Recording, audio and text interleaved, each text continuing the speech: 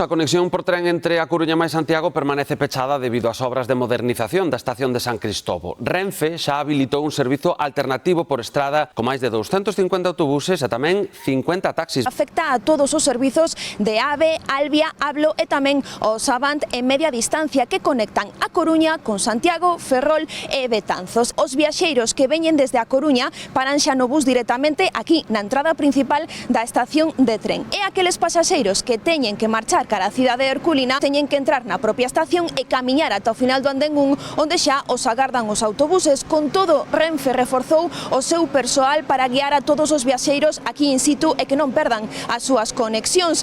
Este é un servizo alternativo por estrada que, iso sí, aumenta o tempo de viaxe. Un pouco coñazo porque é moito máis tempo, pero bueno, son 2 días.